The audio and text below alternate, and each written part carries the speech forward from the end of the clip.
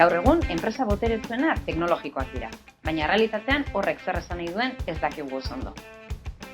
Hodeia deitzen diogun hori, errealitatean, enpresa boteretsu horien ordenagailuak dira. Eta nahita edo nahi gabe hor jartzen dugun informazioarekin negozioa egiten dute. Baina horrek ez dauka bakarrik eragina eremu pribatuan, baita herrian eta estatuen etorkizunean ere. Hasi hauteskunden emaitzetatik eta politika publiko zehatzetaraino iritsi arte. Horregaitik, aurtengo Euskara Bilduan, burujabetza teknologikoaren garrantzia azpimarratuko dugu. Horrek, gai honek, etorkizunean bai Euskal Herrian eta bai Europan berebiziko garrantzia izango duelako datozen urteek.